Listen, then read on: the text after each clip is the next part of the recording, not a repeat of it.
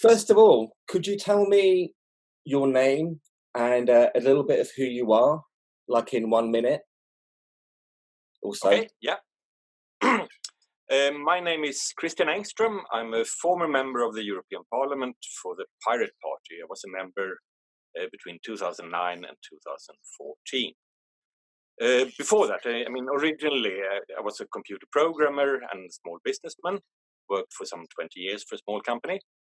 Then we sold that company, and then I went into open source, spent a couple of years working on an open source project of my own. But then I just got interested as an ordinary citizen in a particular EU directive that was that was going through the parliament at the time. This was in 2004. I'd been following it on the net, and then I went to Brussels just for fun for a conference, and that led to me spending most of my time for the following year as an activist, working together with activists all over Europe to stop this particular EU directive. Okay, so can you help me understand, actually? So Europeans will probably know the Pirate Party, but I think people in America and other places may have no idea and just think it's a very weird name. Can you explain what the Pirate Party is and what the ethos behind it is? The Pirate Party, it's essentially about freedom on the internet. I mean, that's the core issue.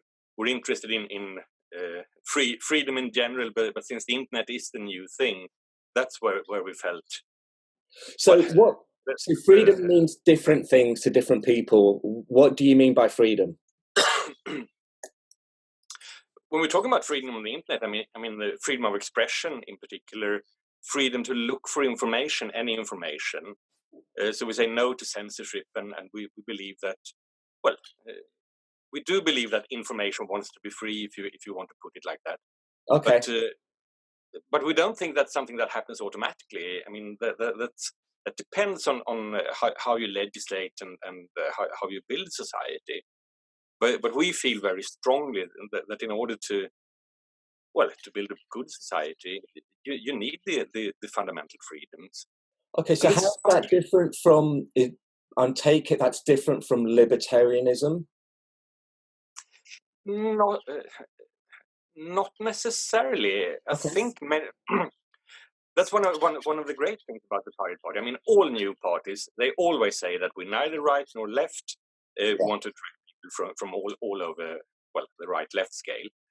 In our case, I think that was actually true, which it normally isn't. But in our case, I think it was, because we did have activists who did, in fact, have a libertarian background. And at the same time, we had lefties as well. And we were able to that was interesting. We did have both kind of activists, both right and left. We anticipated, okay, this will lead to problems, because we're different right and left. In political issues, there were no problems at all whatsoever. But there were big problems in how do we organize ourselves. And that was a big surprise to everybody. And, the Pirate Party was started in 2006, 1st of January 2006, by Rick Falkinger, who is a Swedish computer expert. So were you and Rick Falkinger, if I say that correctly, were you friends, or did you come together through the Pirate Party? We came together through the Pirate Party.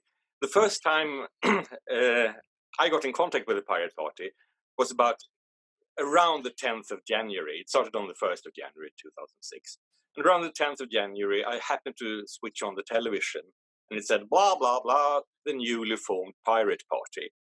And just from hearing the name of the party, I knew exactly what the agenda was, and I knew there was simply no way I could stay away from this. With my background at the time, I mean, having been first an open source programmer and then a political activist. Okay, so look, I'm gonna come back to the agenda a little bit, but just so we're clear, so what this film is about, or what we're trying to explain, is how blockchain, big data, AI kind of hacking by states, hacking by businesses, businesses having a lot of information on you, all these kind of interrelated issues, which we're calling the fourth industrial revolution, because it's so many issues. But, we're calling the film Radical Transparency, Weapon of Mass Liberation, because I think it helps people understand some of the principles behind it, or some of the principles that are behind a lot of the thinking. So in that, and really what we're interested in is how that affects or will affect the daily lives of individuals, of families, and society. But that doesn't mean we're ignoring business, but it's looking at business and earning money and creating wealth through the eyes or the concerns of individuals and families and people's children, rather than kind of more macro issues. So in that kind of context, Pirate Party, from what I understand, was kind of taking a step outside politics, but a lot of people in the tech industry thought, the one party that got what was happening with technology, how it's affecting people. And from, my not deep knowledge, it always seemed like Pirate Party was coming up with ideas and rules and suggestions for legislation that reflect all these kind of emerging technologies. Is that true? And could you talk around that a little bit and help me understand? I would say that's absolutely true. The internet is the most fantastic thing that's happened to mankind since the invention of the printing press. And we know what the printing press gave. I mean, that gave rise to first the Reformation, and then the Renaissance, the Enlightenment, modern science, and the modern world. I mean, and that it took 500 years, but it totally transformed our world. I mean, if you think back to the mid 1400s and the world today, they're very, very different indeed. Now, in the Pirate Party, we believe the internet is as great or greater. It's okay, things are going to change. Now, obviously, either for the better or for the worse. And it's very, very easy to see the dangers. I mean, George Orwell, etc., etc. The technology makes that so convenient for an oppressive state to be oppressive. So, I mean, that's a bad thing that we have to counter. But at the same time, the internet possible for ordinary citizens to actually take part in democracy. And that, I would say, for me, it was a formative experience to spend a year being part of this pan-European activist movement to defeat one particular EU directive on software patents. Incredibly technical, incredibly difficult to get anybody who was not a programmer herself, get anybody on the outside interested in. But nevertheless, there was a pan-European activist movement. I think we had activists in every single one of the, 27 at the time, EU member states.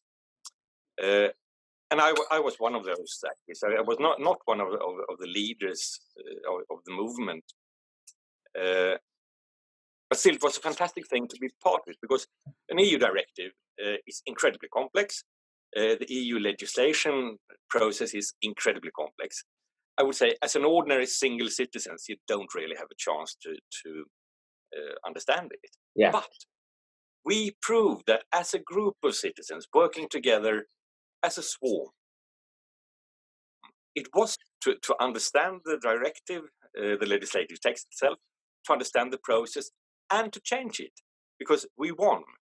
This was the first time a grassroots movement, a pan-European grassroots movement, actually managed to change important legislation in the EU. And like I said, for me, that was a formative experience. Okay, no, that makes sense. So look, I know you're doing a lot of, or very concerned about universal basic income, and I'd like to come to that in a second, and then after that, maybe talk about kind of wider issues just around the world. But kind of thinking about right now and looking around you in the US and Europe, and maybe even other countries, what are the kind of trends that that worry you or that kind of excite you in terms of how people are employed? What are the issues, tech-inspired issues in society that are at front of your mind right now, apart from universal basic income? I would say the content of democracy is the most important thing that's happening. Democracy is fine, the democratic procedures are fine, but in order for democracy to actually work, there have to be engaged citizens who do something and who succeed in something, who win something. And I believe that we have proved that is possible. And that's a very important thing, because I really honestly do believe that this is the future. The problem are you talking about fake news and problems around elections, or do you mean something else? Or do you just mean engaging people full stop because they're just not engaged? Fake news is interesting. Old media talk a lot about fake news. And what they mean when they say fake news is that these items that we did not invent. We did not decide that this particular thing was news. So from their perspective, it's fake news. From my perspective as a citizen, it's getting out of the old media bubble. It's being able to listen to different perspectives, different ideas. So for me, fake news. So, but by saying that, I understand something essentially positive. Okay, so look, I understand about, and I don't want to challenge you too harshly or anything, but so I understand about news from different viewpoints. Please feel free to challenge me. Oh, no, okay, but I understand about news. Well, do you know what? This isn't what this documentary is about. This is about helping people understand. So we want people to express their feelings, but do you think there's a difference between news from different opinions and different ways of looking at it, which I think would be very hard to argue with, by anyone, taking different viewpoints, versus news that is, let's say, not transparent who it comes from. So, and I don't know if you even believe this is true, but, people pretending to be Americans, but actually being Russians talking as Americans about what's happening in America. Do you see that as an issue, or do you think this is a fake news agenda? Quite right. That is an issue. Some of the fake news actually is fake in the sense that it's rubbish. It's saying things that are not. But that's one of the things that the internet is absolutely fantastic at, is editing information. I personally may not have access to better facts, but somebody else will, and that somebody else will write a comment about it. So in the old days, in the old media days, then you had one newspaper, you read it, and then you had to believe it. And if you knew better, there was no way you could tell anybody else that no, this is completely untrue or half untrue, as is more often the case. But nowadays, a swarm again, working together on the internet is absolutely brilliant at evaluating things. So I'm not concerned. Okay. No, that's good. One of the other conversations I've had was with an entrepreneur called Benji, who was excited about the prospect of using blockchain when you record media for the first time, so that it's harder to change and dispute later on. But that's not the conversation today. I know we've got a limited amount of time, and I want to get through some subjects. So universal basic income is an idea that a lot of people are talking about right now. I think many people have heard about it and just kind of think, oh, giving people free money or some kind of social welfare, which in America they call entitlements.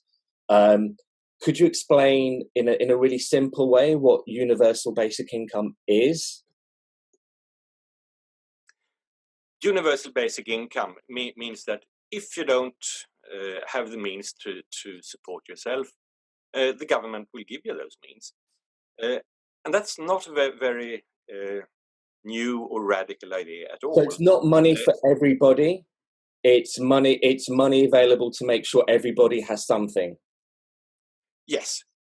Compared to universal healthcare, you have the right, with universal healthcare, you have the right to healthcare if you need it.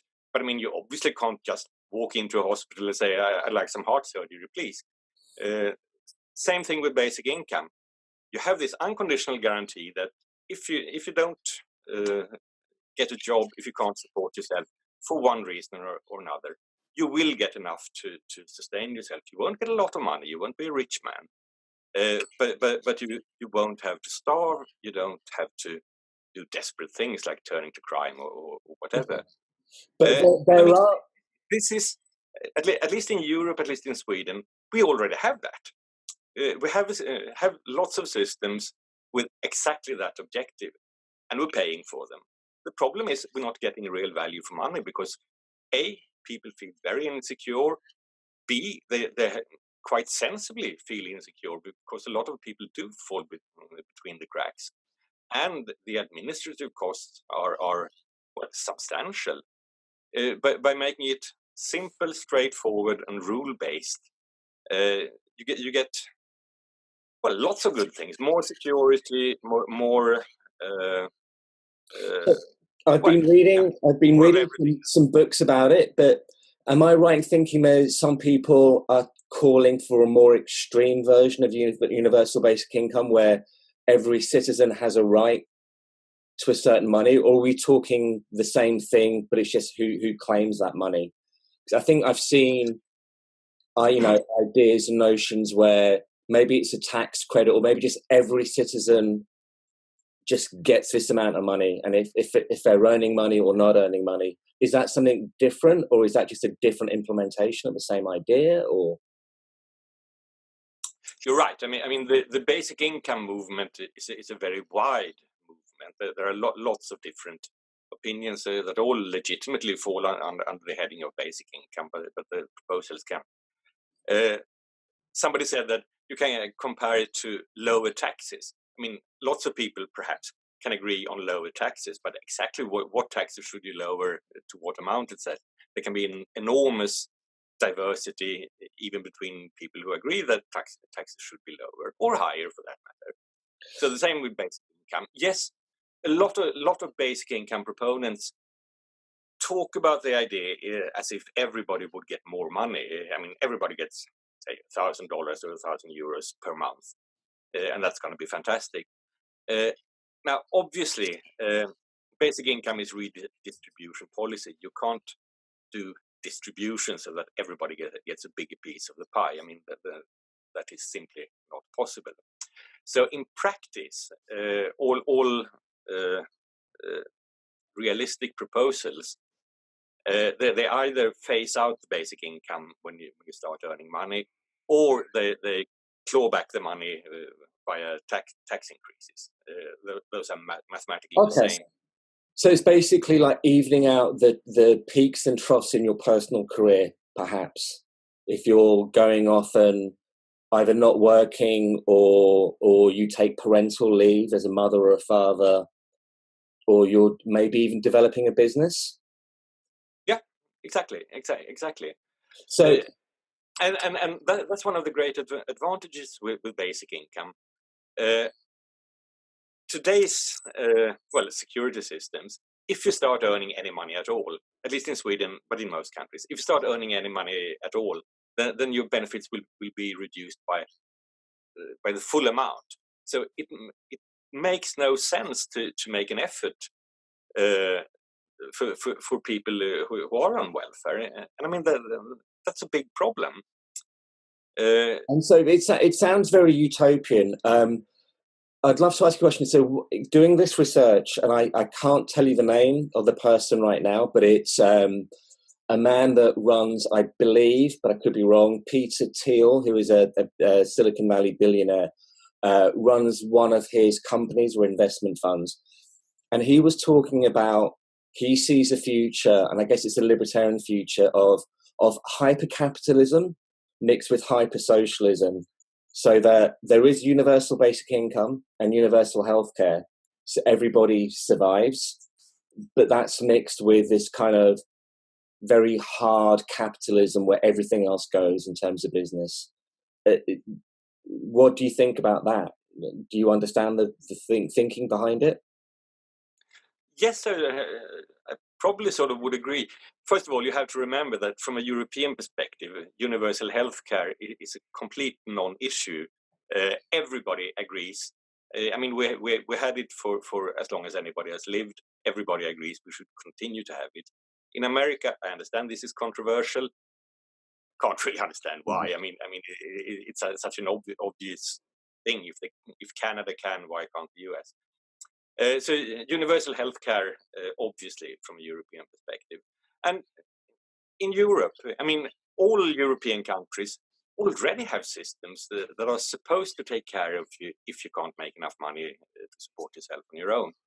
But those systems are dysfunctional, destructive in many different ways. By simplifying it, redesigning it from the bottom up, we can make a much better system. So can you see... That's not more expensive than what we have today, but works an awful lot better. So do you see universal basic income as something that could happen globally? Could it be something that happens in emerging economies? Should it be like a United Nations issue? I mean, what would be your, let's say, your dreams? So I'm looking at utopias and dystopias. So if we're talking utopia, what would your utopia be for your fellow citizens? The utopia would be that every country has a basic income, but it should be on the national basis. I mean, currently, all social security systems are on the national level. That's where or the state level in countries like the US or Germany. That's the proper and sensible level to try and aim for a global basic income. Well, obviously not in my lifetime, because the amount you can survive on in Zimbabwe is very different from the amount you need to survive in Sweden. So trying to make something global simply wouldn't work, and there are no government structures on the global level that could handle that sort of thing. So I mean, that's not going to happen. But having said that, from the pilots that have happened, we know that it works excellently in really poor developing countries. And it also works excellently in rich Western industrialized countries. But the systems have to be different, and they have to be adapted to the... So tell me about that. That was one of the main areas I wanted to talk to you about, was these experiments. I know there are experiments in Finland. I know, I believe United Nations are doing experiments. I know there have been experiments in Canada in the 1970s, and even ones maybe 150 years ago in the UK. Can you talk through to me about, you know, experiments in rich countries, experiments in poor countries, and talk about those issues? Yeah, there have been basic income experiments in a lot of third world countries, and they've been very, very successful. And the idea is that since you're going to help these people anyway, you try to help these people anyway. Instead of giving them food parcels or things like that, you give them actual money. That turns out to be much better than giving help. So why is it much better? Now, I've read the stories, but I'd love to hear you talk about them.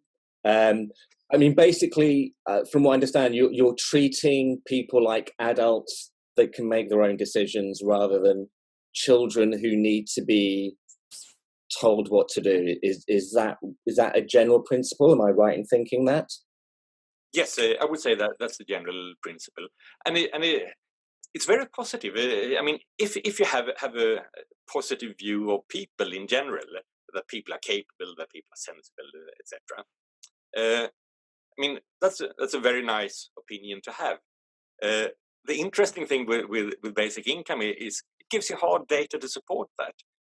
When you're giving people real money that they can decide how they should use it, even when you give it to really poor people with almost no education, I mean, who may or may not be literate, even they make much better decisions themselves than the aid coordinator that came from outside, and they make This much means, more better than aid administrators sitting in Geneva. so is And I this mean, because the locals understand their environment better and they understand what's going to help them survive, whether it's buying a cow or building something cheaply? So it's about people making decisions based on how they live their lives rather than how foreigners should thinking they should live their lives. exactly. I mean, obviously, I will have much more information about what would be helpful to me than anybody else. I mean, it has to be that way. It is that way. And the encouraging thing is that it turns out that this actually works in practice, even when you're talking about people with very little education who are living in extreme poverty. I mean, some people, you could have thought that, yeah, okay, individual freedom is all very well as long as we're talking about educated people, etc. But it turns out, yeah, it's a good thing for everybody, including people who are not educated, who are not educated yet, because I mean that's one of the things that they will aim for as quickly as possible, to try and get either themselves or their children educated. So Yeah. where were these experiments? Which country and who organized it? Was it a charity? Was it? Lots of different experiments in lots of different countries, India, Namibia, etc. I don't know the details about all the individual experiments, but the sum total picture that you get, yes, it works everywhere, uh, as as one would have hoped, but one couldn't really know. But yeah. Okay, so and what do you see? Let's first of all tell me how does this work on a kind of economic level, governance level, and pay taxes? What are the upsides and the downsides? Well, the upsides. Everybody gets security. If we're talking about Western world basic income system, the upsides are everybody gets a good, robust safety net. And of course, if think of a circus, if you know that you have a good safety net, you're prepared to do much more daring things up in the. So you could argue that people might be more likely to try a business, or they might sit at their kitchen table and create an Etsy store and start selling products because they know they can earn their living. They're more likely to become entrepreneurs and more likely. Exactly. Okay. I mean, today, the social security systems in Sweden, and I would think in more or less all European countries, if you're on social security, you're not even allowed to try out business ideas. If you get a job a couple of hours a day, you'll get punished for it, and the government will take your money away. So part of these rules are it's welfare without strings. It's welfare that allows you to experiment with jobs and careers, and again treats you like an adult. Am I right in thinking? Is my thinking exactly. right? Exactly. Okay. And I mean, there are great advantages for the individual. Being treated as an adult feels much nicer, but also great collective benefits for society. If lots of people dare try out new ideas, that's obviously good for society, because even if 99.9% of them fail, well, 1 in 1,000 will become something great. And that's actually, weirdly, if you're, I've lived in America for the last 10 years, even though I'm obviously sound like a European. So I know a Silicon Valley person would go, well, that's how you get your unicorns. That's how you get your billion-dollar companies. It's the 1 in 1,000 that does really well, that brings everyone else up.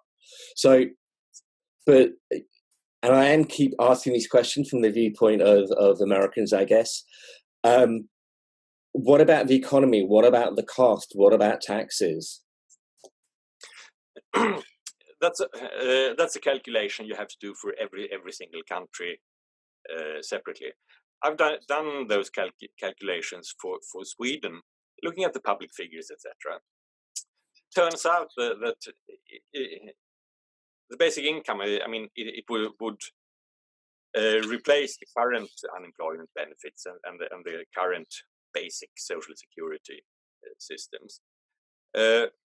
Most of the basic income gets financed by simply removing the systems that are no longer necessary. But then some tax increase, I would, for Sweden, I would be able to finance it completely simply by unifying the VAT. At the moment, there are discounts for certain industries, the food industry in particular. They have a lower VAT. If they all pay the same standard VAT, that would be more than enough to finance a sensible basic income system for Sweden. Okay, so in this world where, you know, maybe there's a lot more automation and less people have jobs, or jobs are more part-time, and I've completely forgotten my question. That's not very useful. I can answer it anyway. There are two very practical reasons why Western industrial countries would want to look at basic income now immediately. The first one is the current systems aren't working. They're hurting people unnecessarily, and that's stupid. We should stop doing that. But the other thing is that with automation, what happens if half the jobs disappear in a 20-year period? We don't know if that's going to happen, but we don't know that it's not going to happen. So it's irresponsible not to plan for that eventuality.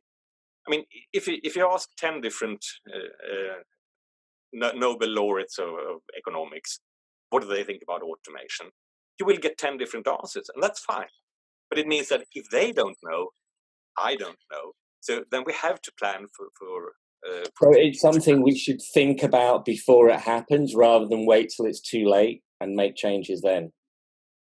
Yeah, I mean, it's always like that. Once disaster is upon you, then it's much more difficult to do something about it. So the question I was going to ask, and again, it's around taxation, and this is more to help me understand than something for the film. Does it make sense moving forward, if less people are working, that the tax burden should be less on individuals and more on businesses and those creating wealth, rather than, you know, people who are just taking a wage for helping other people create wealth? Or am I misreading the future?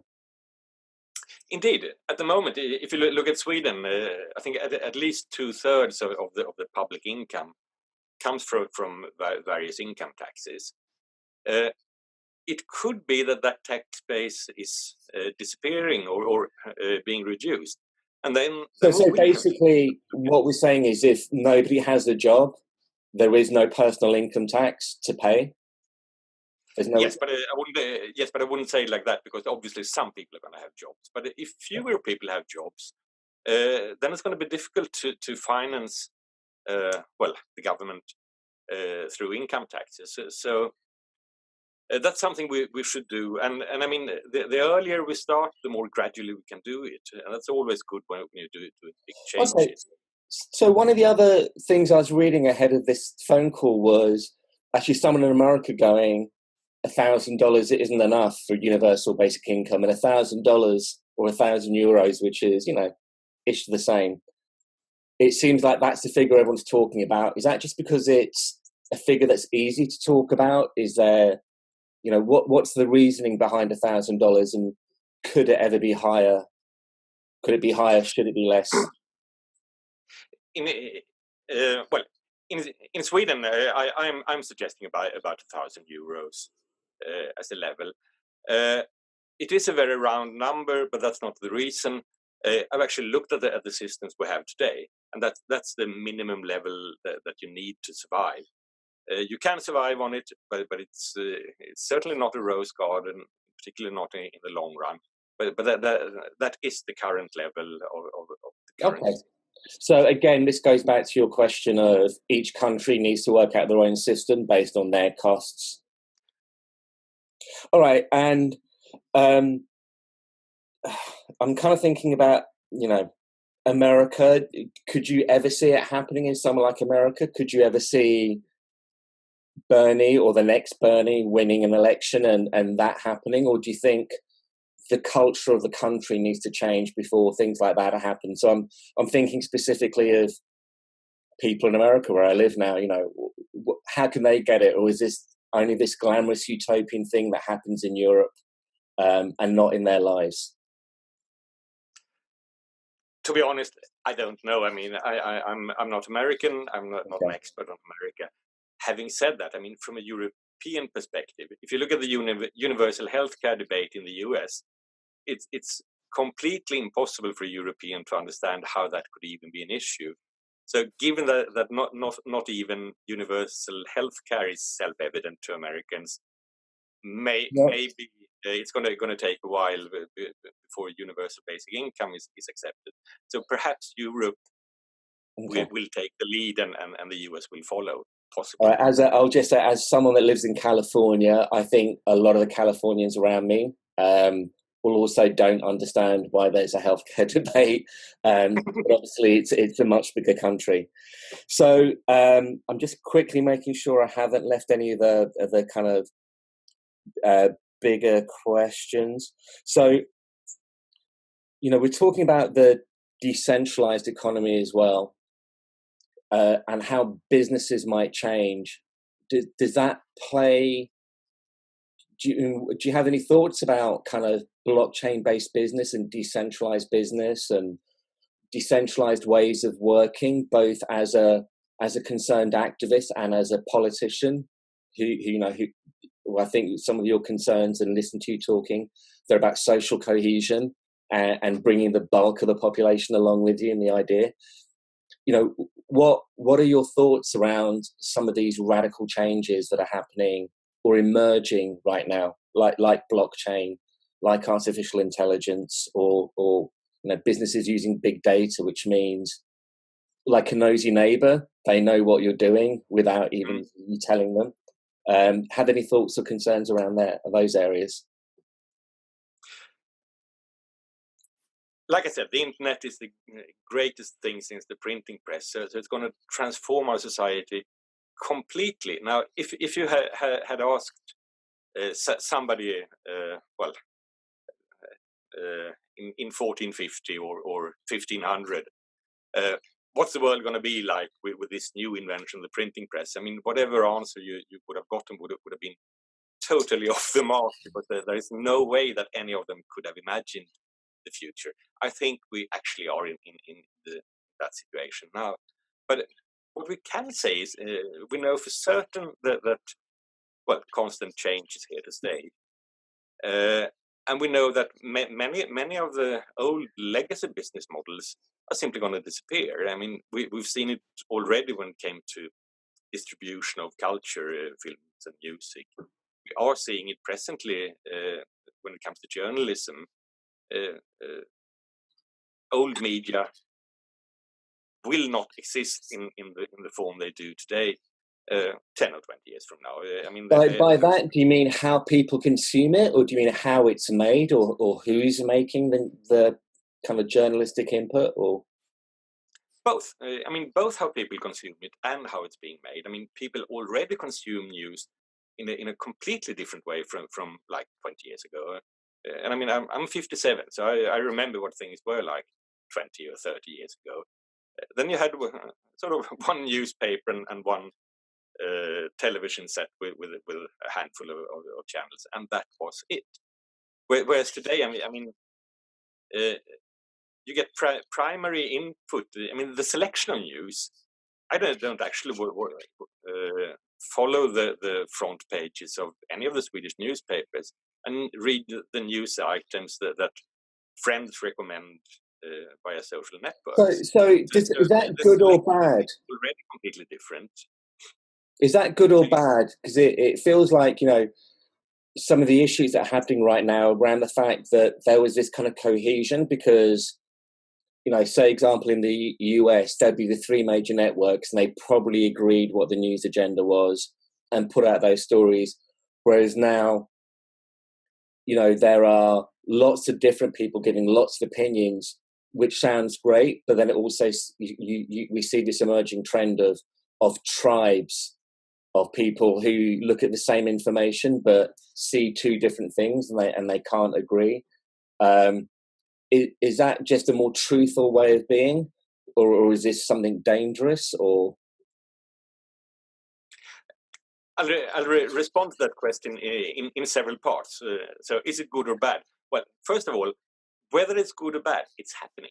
I mean, it's the reality. So just saying no, that's bad, is not going to make it go away. That's the first observation. Is it good or bad? Well, depends for whom. It's obviously bad for the old gatekeepers who used to have the power over the information flow, and it's slipping through the fingers. And I mean, they don't like that. So for them, it's bad. It's bad for the old elite. So that sort of implicitly means that it probably is good for everybody else. And I also very strongly feel that it's good for everybody else, because it's true. On the internet, just because you read something, it doesn't mean you can trust it. It could be a completely made up story. But with the internet, it's there's so many new mechanisms for fact checking. If you read the story, I mean, that's fine. It could be true or not. But if you read the comments, you will be able to form much better opinion just from the random comments that are there. So this leads me to a different question. Does this mean that, I think if you look at education around the world, you tend to be taught certain facts and taught to believe, and I don't want to put too much of my own kind of background thinking into this question, but you know, you're taught to be a good employee. You know, you're being set up to be. I think people would really talk about you being set up to be part of the workforce. But it seems like, right, and maybe it's not till university or and especially in certain countries, not to university or a high level, that you're taught critical thinking, or only certain schools teach you critical thinking. Do you think we need to change our education system for the way the world is going to be? Is that happening? It's true. Schools are trying to teach critical thinking. Critical thinking, yes, but it's a good thing that schools are teaching critical thinking. But I think that, I mean, the new generation, they started practicing critical thinking years before they entered school. That's the fantastic new thing, that it was much easier in the old world to get into sort of, well, I read this, so I believe it.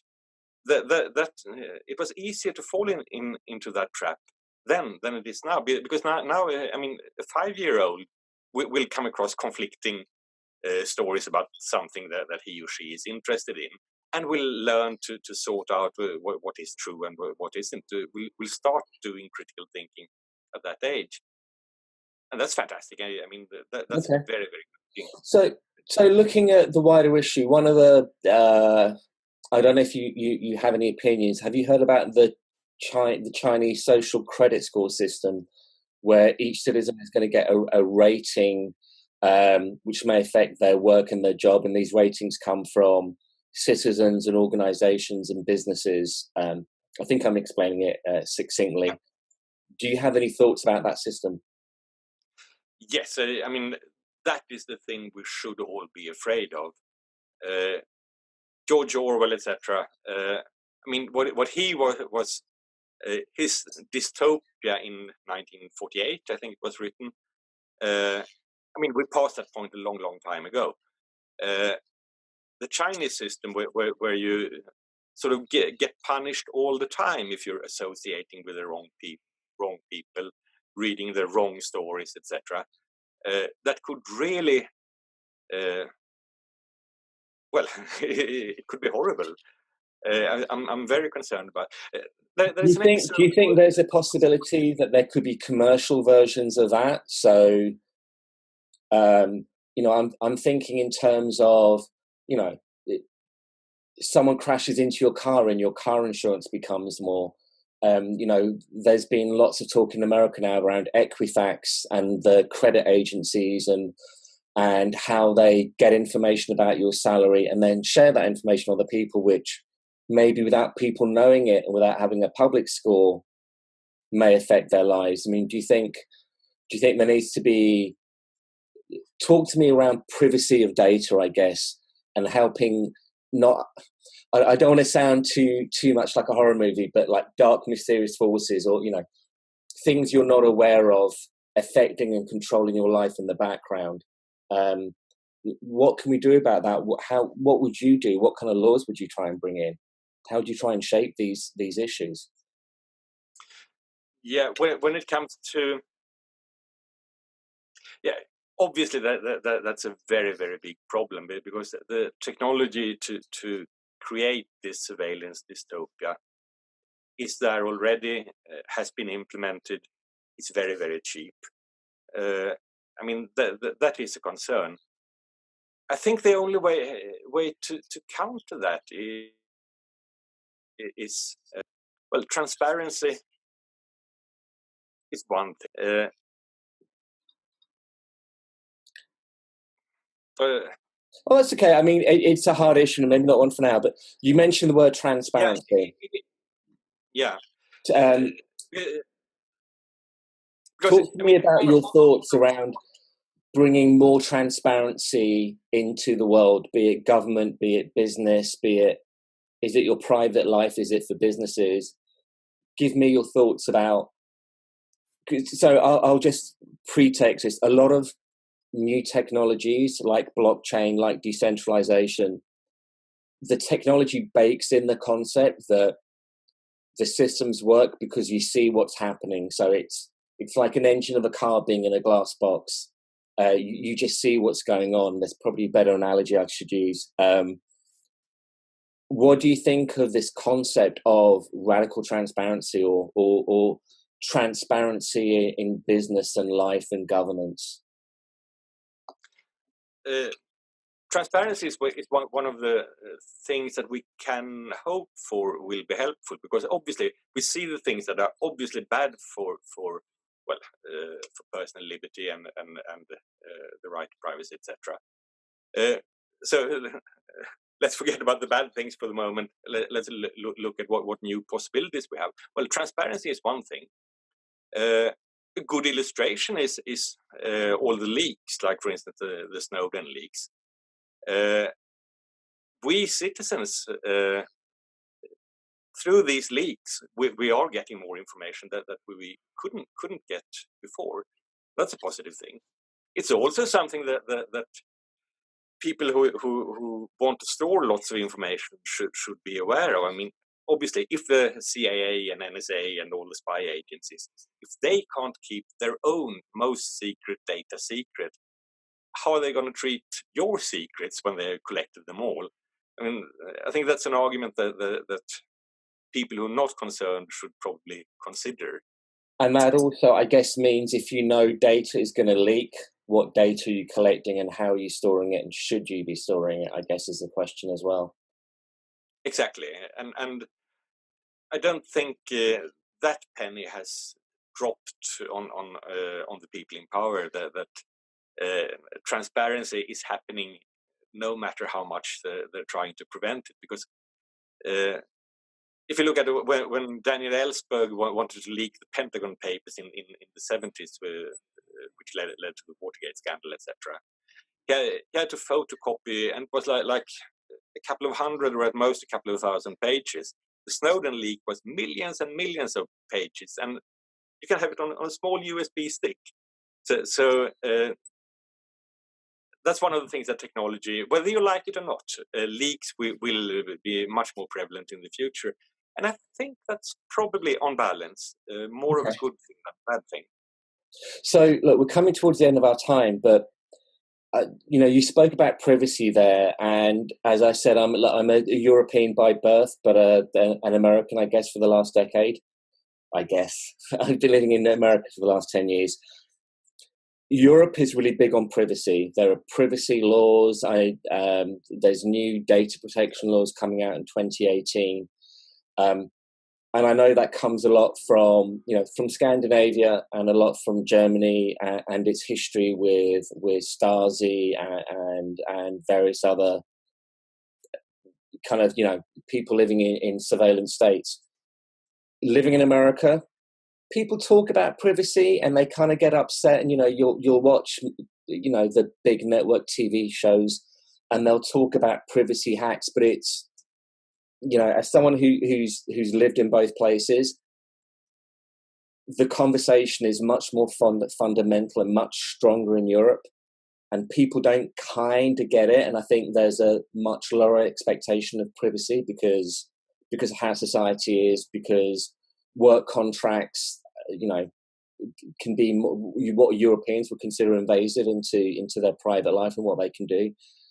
Could you explain to me or to Americans that don't have this European concept of privacy, what privacy means to you and or means to Europeans, and why that's important? The big basic difference is that when a company collects lots of information about you as a person, in Europe, the basic view is that information belongs to you, the person, whereas in America, it belongs to the company, and the company is allowed to do whatever it wants to with it. Now, I'm European, so I would definitely favor the European perspective. But yes, you're right. There is a very big difference in the basic outlook between Europe and. So look, I'm going to put my entrepreneur head on for the last question, which is, looking at a lot of these new businesses around blockchain, again around AI and stuff, especially blockchain and decentralized businesses, and we're looking at tokens and ICOs and bitcoins, which a lot of people won't understand. But it's more, I guess, wider ownership of businesses is the best way I can describe it more simply. And a lot of these businesses talk about people owning their data.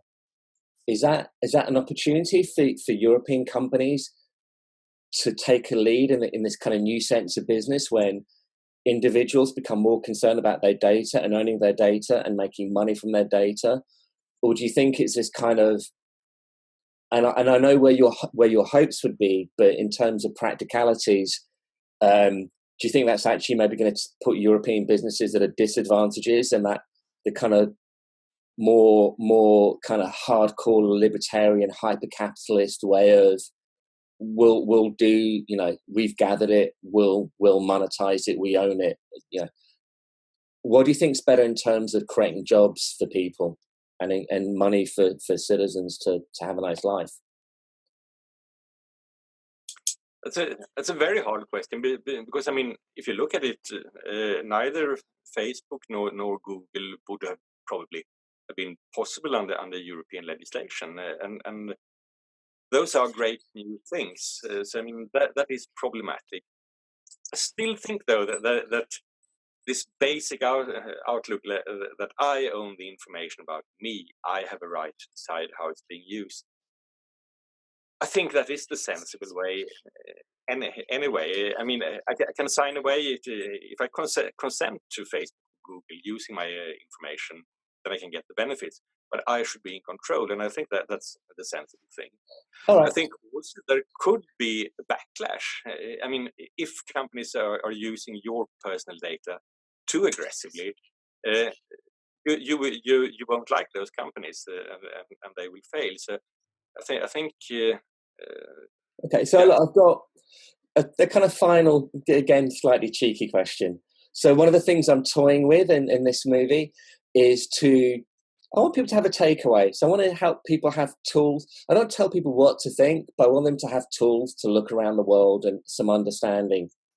And I was toying the idea of maybe almost creating like a manifesto for revolution, like not a scary, scary uber radical one, but one that society at large could get behind. On this manifesto, should I say that people always own their own data? Would that be this kind of forward-looking citizens' right to have on a manifesto for the world, like part of the UN humanitarian issue? what should be the fundamental rights on it? Is it owning data? Is it the right to universal health care and basic income? Or if we had a list of only 10 or 15 things, what would be the 1 or 2 things you would want to see on there? Well, 10 or 15, that's quite a number of points. So I mean, there would be room. But what are the 1 or 2 that you'd be like fighting for the UN to have? Yeah, I mean, when you're talking about fundamental rights, there's a difference between the negative fundamental rights and the positive ones. The negative ones are, I have a right, well, not to be tortured, not to be oppressed by the government, etc. And then there are positive rights like the right to food and housing, etc. That's also part of the UN Charter. But there's a difference. I mean, the first set of rights, I have a right not to be subjected to this by the government or by anything else. Those are, I mean, top tier rights. And then the second tier of rights, in order to have a decent life one needs somewhere to live and something to eat and things like that. So would the Pirate Party, or I guess you do already, so the Pirate Party would want the right for people to own their own data. You hold copyright on the data that you make by living your life. Well, we wouldn't call it copyright, obviously, since we're not very fond of copyright at all. But yes, I think you should own your own data. You should have the right to say, no, I don't want your company to use my data in this way. And should you be paid for your data? For exploiting your data?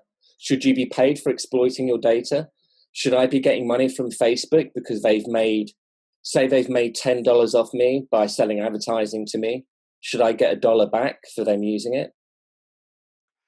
I think that would be something that you and Facebook have to agree on. Today, I mean, I give Facebook my personal data. They give me a useful service. No money changes hand between us, but I get something. You get value. You get value. Okay. Yeah. All right. But the important thing is that I have a right to decide: do I want to be part of Facebook or not? And they should not have the right to store my personal data without my consent. Okay. All right. Is there anything else that I haven't asked you about that you feel we should talk about? No, it's been a long conversation. So look, thank you very much for your help and your questions, and thank you.